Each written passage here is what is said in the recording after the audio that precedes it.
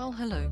This is Patricia, welcoming you to the latest Haiku podcast from a Zurich that really can't make up its mind whether to go full steam ahead with spring or shilly-shally around and keep us guessing. The weather forecaster on the telly last night was still talking about snowfall boundaries. Thankfully, they were somewhat higher than around these parts. I hope there is something special for you on today's podcast. It's a testament to the power of haiku as a therapy tool and to my lovely guest, Tim Roberts. He's going to talk to us a little bit about that. He'll also read to us from his book, Busted, which I was honoured to receive from him as a Prezi. I loved it.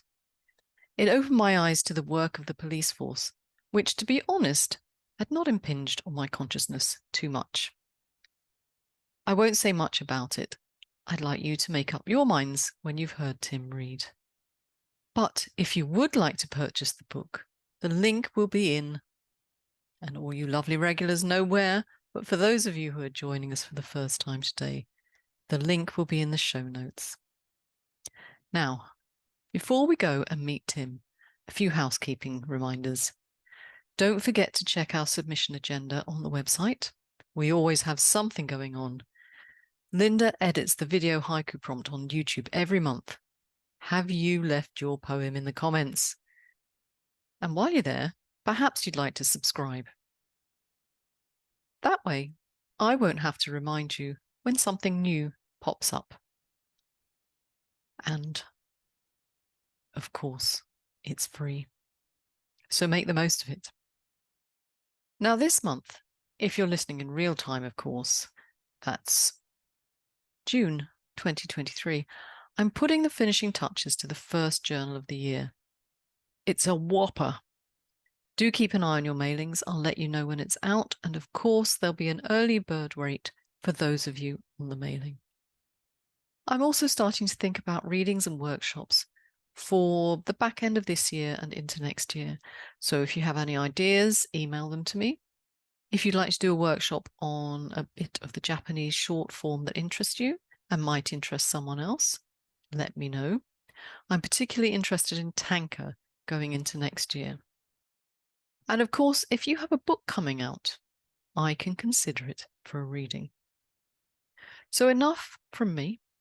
Let's go to today's main event and meet Tim Roberts. I'm thrilled to be joined today all the way from New Zealand by Tim Roberts, author of an unusual collection of poetry, haiku, senryu, and what I would describe as haibun. Tim's collection is called Busted, and it's published by Red Moon Press. Tim, welcome to Poetry P. Thank you very much. It's a real joy to be here. It's very lovely to have you, and it's going to be very confusing for people who are listening and wondering why we essentially have the same accent, and neither of us actually live in our home country anymore, do we? They forced me to leave. There may be a story in that later. There might be. So going back to your collection, why is it unusual? Well, Tim is an ex-copper, a bobby, as I grew up calling them. He was employed to uphold the law in the British Police Service, in the first instance in the county of Hertfordshire and then in Cheshire. And I wonder, Tim, were you seen as a southern softie when you moved up north to Cheshire? No, because I'm actually from Cheshire. Yeah, are you? Actually, yeah, so now I can hear the accent now you mention it. when I went to Oh. Hertfordshire, they thought I was a northern softie. I got enough of a twang. When I went back to Cheshire, they thought I was a southern softie. You can't win, can you? Now, Tim and I are not so different in age, and I grew up in a time when my London street knew its Bobby, the police person who knew our little area well. It was a time when we looked up to said Bobby, although, Tim, if I had any notion of what was going on in my neck of the woods, I might have had a less romantic notion of my local Bobby. And in that respect, can I recommend to our lovely listeners and viewers that they listen to another podcast, Untold, the Daniel Morgan Murder. It's, for me, very interesting because it's set where I grew up. Anyway, Tim, did you have this romantic notion of the service, or did you know what you were getting into when you joined the police? I just didn't want a normal job with a mortgage. I wanted as much excitement, adventure, Starsky and Hutch lifestyle as I could find. And bizarrely, I found it. It's hard to imagine that in the British police. There you go. And so, as I said, your book is all about your experience in the police, but it's also something else. It's a tribute to your ability to write, despite the onset of Parkinson's disease. And before we go on, I'd like you to read to us a poem you've written called "What Am I Becoming?" Certainly. I've stuck it on the ceiling, so excuse me while I lift my head up. What's becoming me? Face, forgotten how to smile. Mouth, learning to gape and drool. Body, forgetting how to move, relax, or pee. And don't think about making it through the night. What am I becoming? Or what is becoming me? These questions hound me. But there, lurking among the fears, I see that the old me is being expanded in ways only intense lives can bear. I am being deepened into a channel for tenderness and care. In my heart, I am not rigid and I am not numb, because this softening has made me very strong. And I am bigger, bolder, and emptier with every passing day. The more I love, the more I am loved, the more love I can give away. Would you like to tell us a little bit about it, and about what having Parkinson's has done to your life, and what the writing of poetry means to you now? I'd love to. I've got to go to an optimistic place first. It's too grim to go straight in. But bizarrely, Parkinson's has presented me with opportunities to become the person I always wanted to be, but didn't know that's what I wanted. I've been enthralled by poetry, particularly short poems, since I was in my teens, and by art, but never really dedicated the time or openness of spirit to it. And Parkinson's robs you of your life, your connections, makes your body harder to work and manage, takes a lot of your dignity, and it devastates your family. But amazingly, it can be worked with in so many different ways. And the World Health Organization has just started to notice, and other research places are delving into, how creativity, and for me, haiku and short poetry, creates an atmosphere in my brain that reorchestrates whatever wonderful things are going on in there and reduces the Parkinson's symptoms. Sometimes I can move more freely for hours, more clarity. So Parkinson's for me is something I genuinely wouldn't wish on any enemy if I had one. But you have to take as much joy as you can find in every second. And it gives you those opportunities. It's probably a crap answer, but how's that? I think it was, as you said, quite optimistic, actually. I mean, it's grim. We all know it's grim, but it's really interesting what you say, that working in creative ways can sort of offset your symptoms for a length of time, a certain length of time. It's amazing. It is. And just the other side of that is there's a lot of suggestion that over busyness, over tightness of the mind, and trauma can actually bring on Parkinson's. Oh. So it's a very neat balance. And how important to us as a health-giving opportunity is it to decide is poetry for me. Mm. I mean, I think poetry has been seen as a therapy for a lot of illnesses and diseases, but it's very interesting to hear you talk specifically about how it's helped you whilst going through this. So thank you for sharing. Pleasure. And it's just amazing, really. I mean, you regularly write to us with submissions, but it's amazing that you are so motivated to put this work together. And I think you're also working on something else now, aren't you?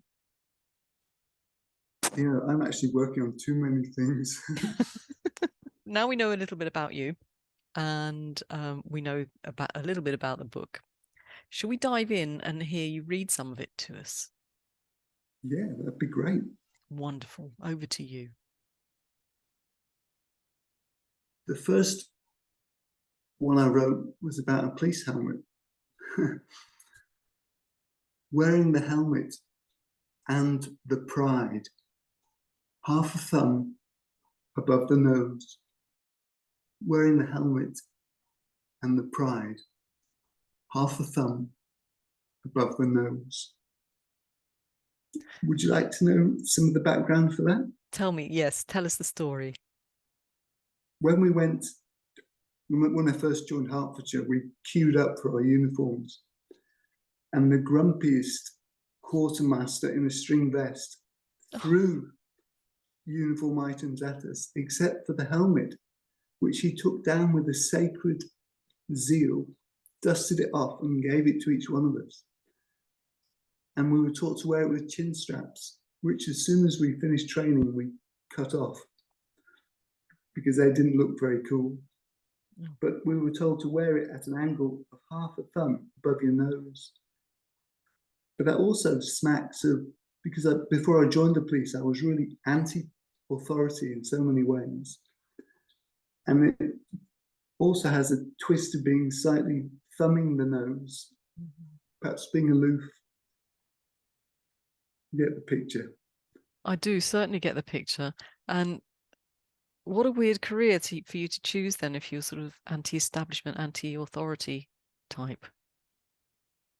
It seems to be on the face of it, except that within that, what is an amazing organization, if you're on the edge of it, on the inside, you can be really creative. And I worked in lots of local crime teams and crime squads that we were very scruffy. We thought differently. We had excellent results.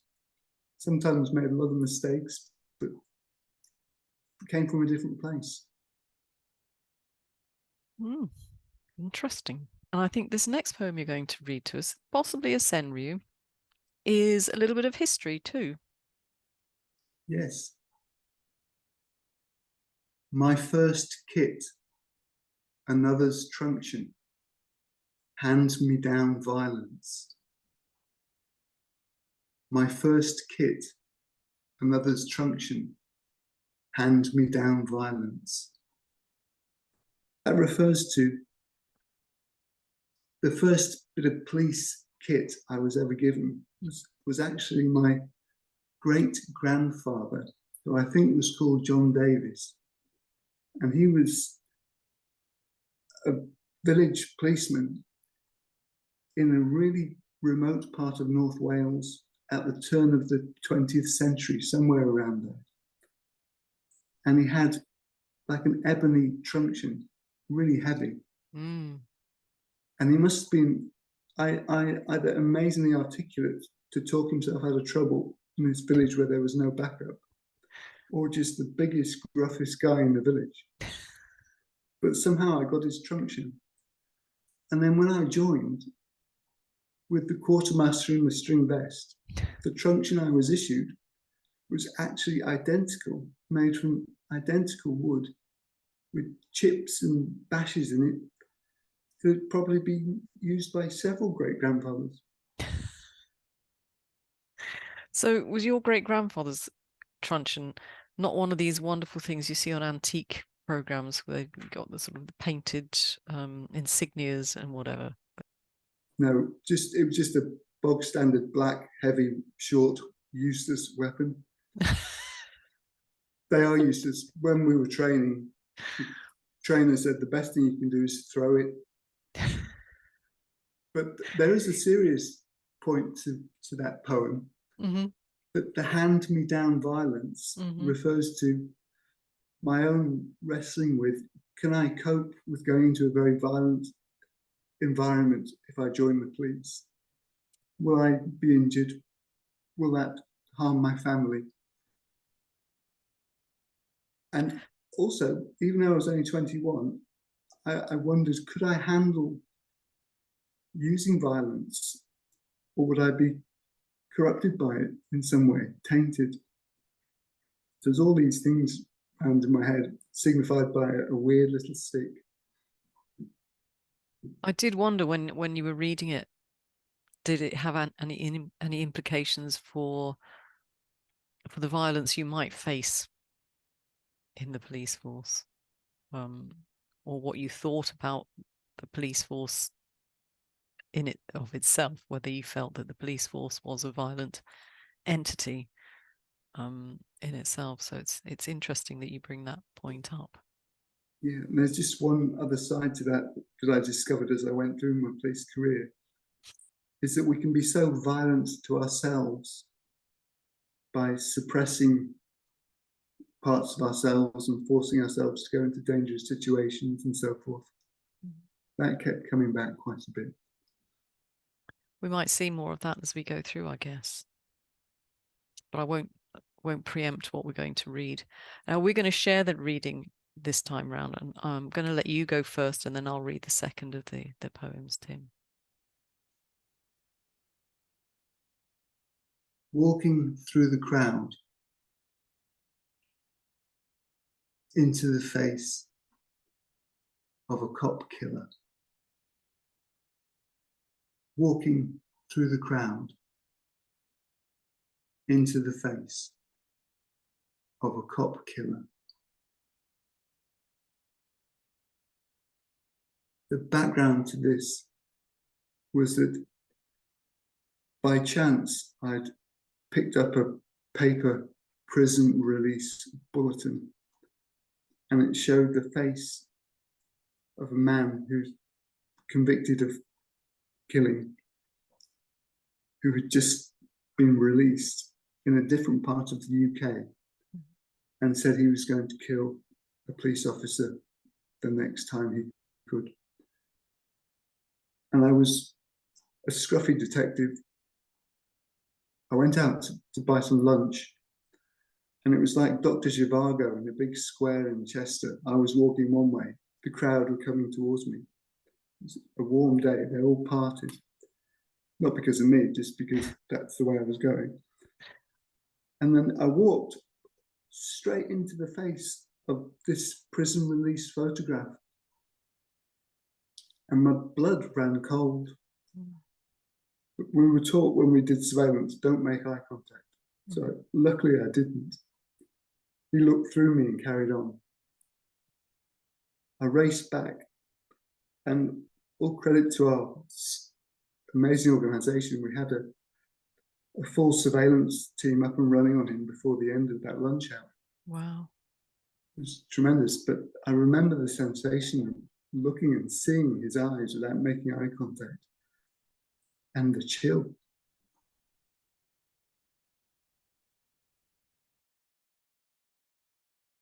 Caravan holiday. Under my sleeping bag, side-handled baton. Caravan holiday. Under my sleeping bag, side-handled baton. Oh, I mean, both of these, Tim, terrify me. I mean, thankfully, not many of us can really write these from our own experience. But I thought you have, in essence, fairly banal, and I don't mean that in a rude way, but a very ordinary idea of the fragment of both of these poems, the walking through the crowd and the caravan holiday.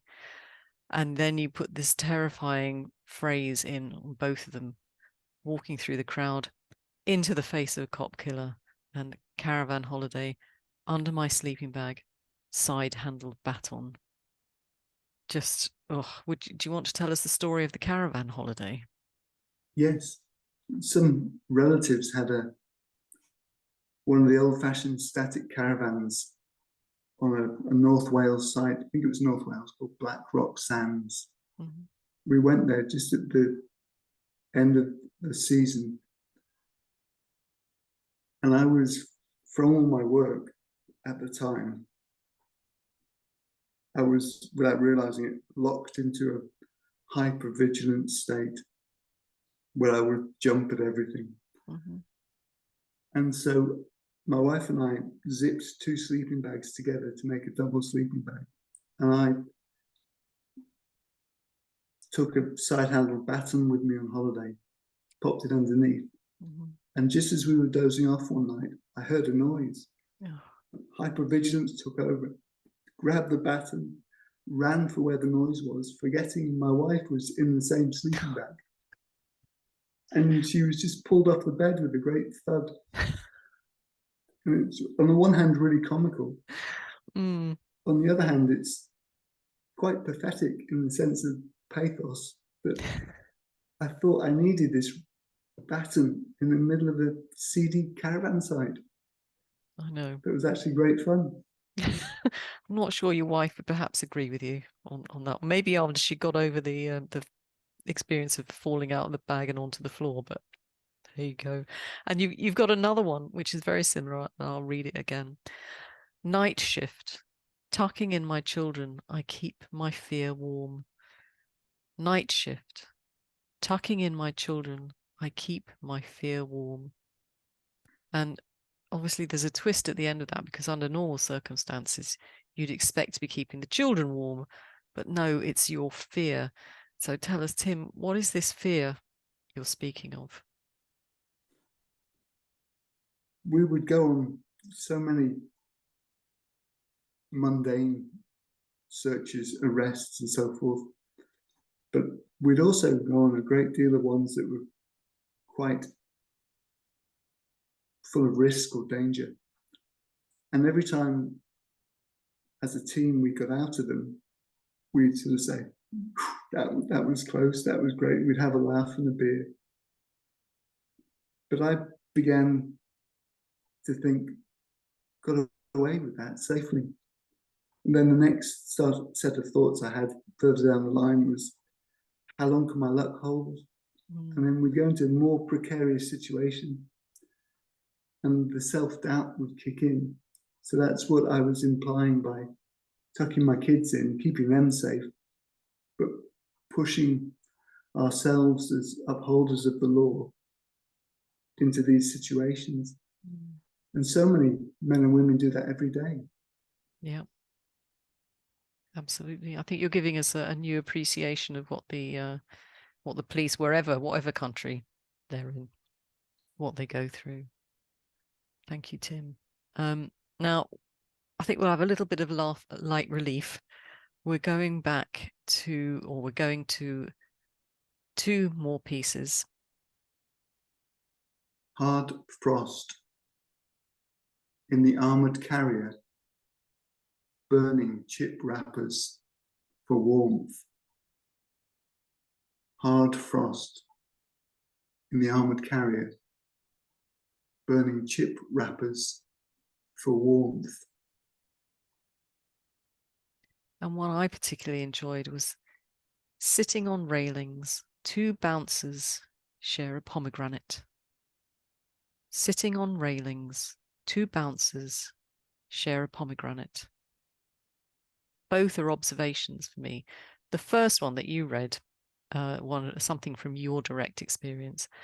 The second also from your direct experience, but more of an observation of life going on around you. And I did wonder as I read through the book, are police folk natural haiku poets, or is it that you personally are blessed with a natural curiosity? I think it could be both, because when police are trained, they're trained very much to pay attention to evidential things that are directly there, available through the senses, and to record them. And it's very easy to translate that into recording it as haiku or senryu or something. But there's also a great deal of time spent in a patrol car, sitting, watching, on foot surveillance, following, watching. And in this case, I think I was in an armoured carrier, a van, just parked up outside this nightclub. These two guys saunter out, huge guys, with one with a Swiss Army knife. No. Open very delicately a pomegranate, which I don't think I'd ever seen before, because they were quite amazed by the contents, and then share it. Just a very easy, wonderful observation.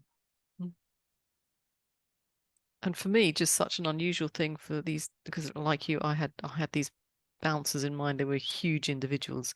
Such a delicate little thing, the pomegranate, to be sharing, and such a weird thing, almost in an English setting, to be sharing a pomegranate. It was quite rare then. I don't know where they got it from. The cynical part of me says they probably took it off a punter coming in. But I'm sure they saved up and went to Marks and Spencer's. Yeah, that's probably about the only place you would have got it in those days.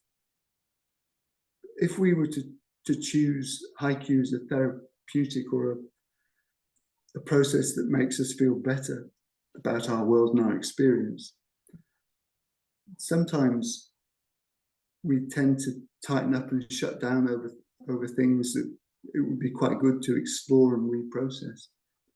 So haiku is, because of its framework, it's fantastic for allowing you to get up close to something and feel very secure and almost protected, because you're observing it and thinking in terms of the form of the poem. And you can actually reveal a lot of details, and I found shift a lot of tension out. But also it's a wonderful vehicle for distancing yourself from the situation, so you can enjoy it more as an observer, notice the rich dynamics at play, become aware of your role as the interpreter and how that would change things when you come back into this observer position. And I thought, if I was trying to describe it to someone, I would describe haiku as a telescope, giving you distance from events that have intensity, maybe stress, a magnifying glass, allowing you a secure process from which you can come up close and analyze, and a kaleidoscope which spreads all these wonderful patterns around, so you can become more aware of what's creating your experience in that moment that you were considering. I think the idea of the kaleidoscope, to me, that's almost the way you've described it, is a sort of evolution of writing the haiku.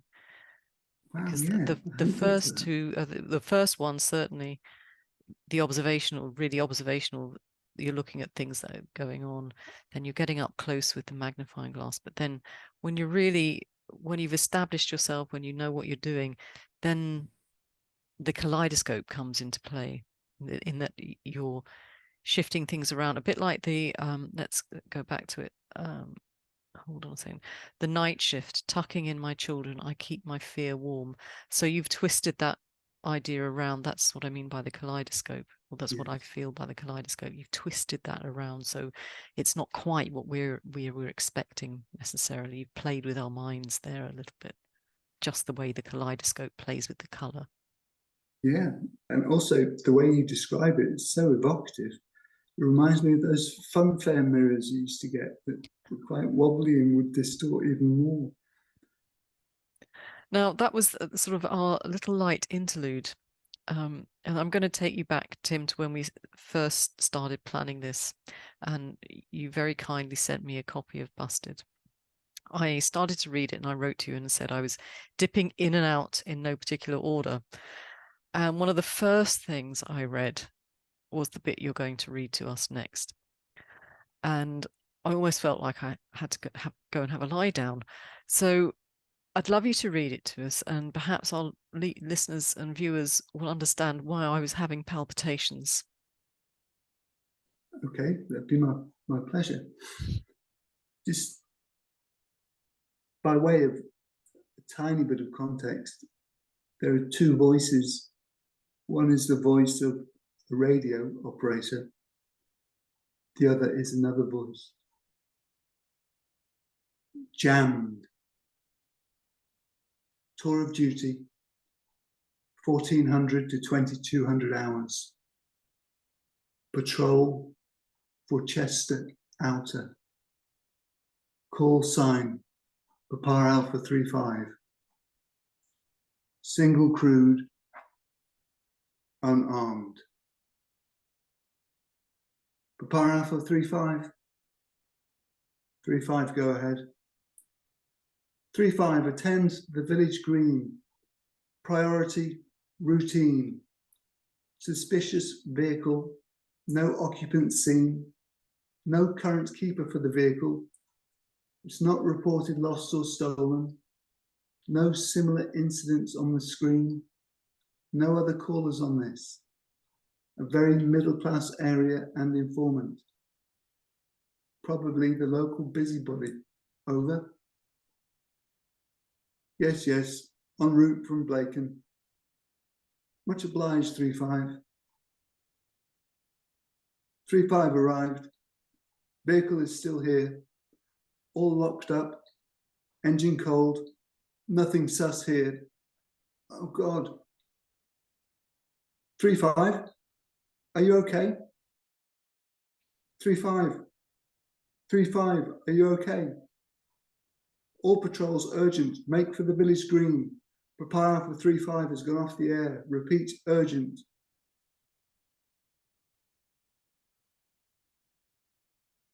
Jammed. The sawn-off shoved in his face. Jammed.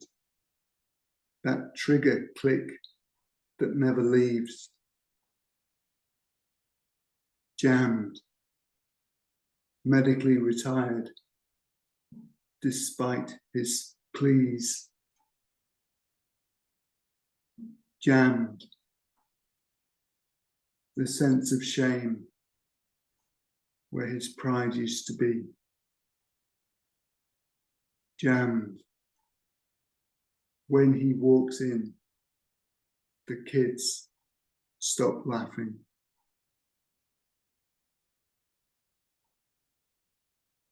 And I find that an amazing piece of work.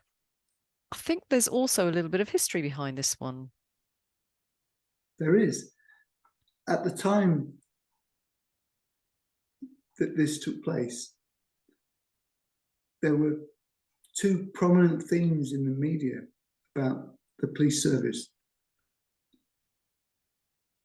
One was the lack of resources, translating to the lack of police presence, symbolized by the fact that this car is single crewed on a night shift, which could be very busy.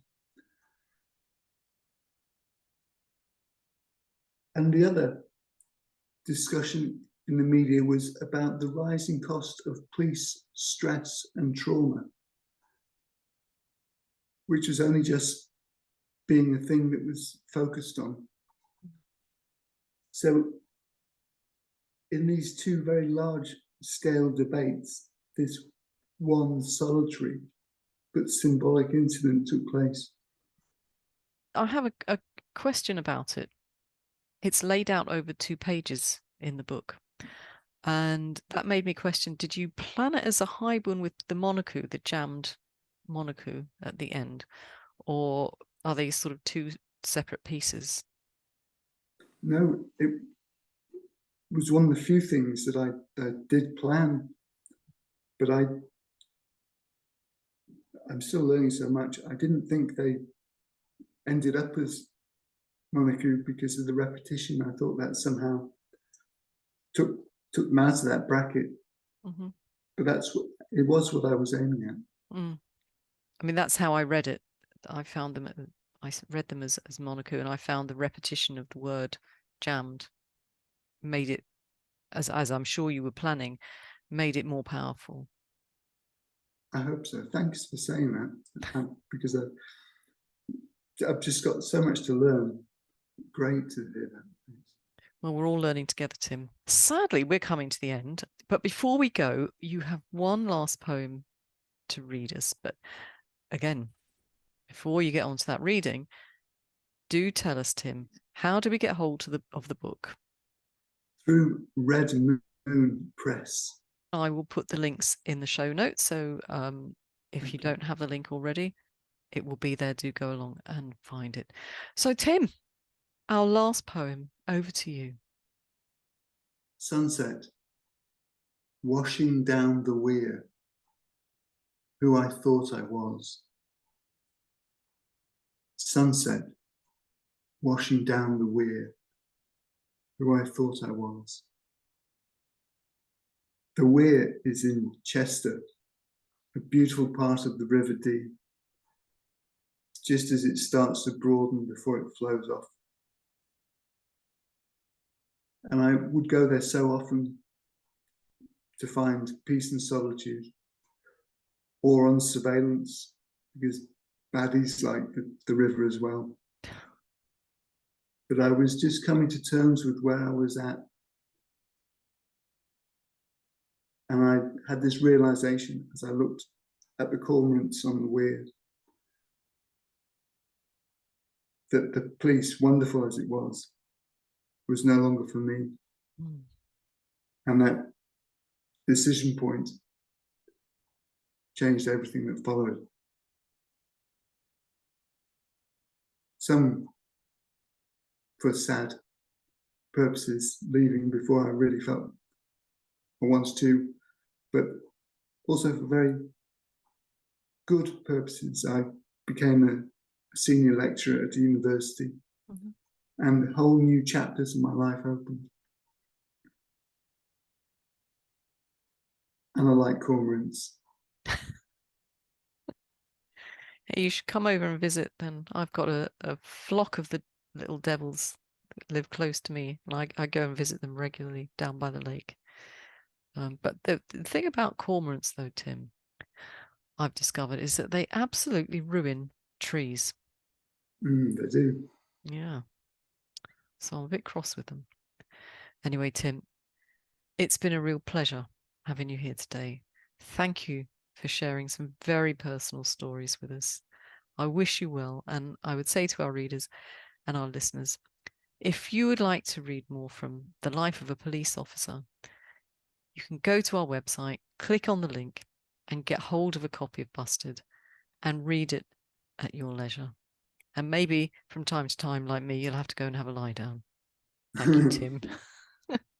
Great pleasure. Lovely to meet you. And if anyone's interested, just write poetry and feel better. Yeah, absolutely. Thank you so much, Patricia. Thank you, Tim.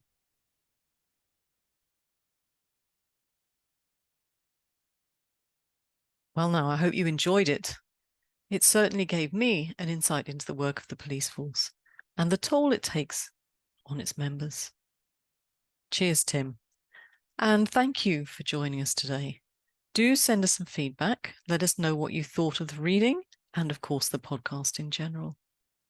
And don't forget to email me with your ideas for podcasts in the future. Or let me know if you have a book coming out. So, until next week, keep writing. And if there's a problem with the links in the show notes, just email me and let me know. Ciao.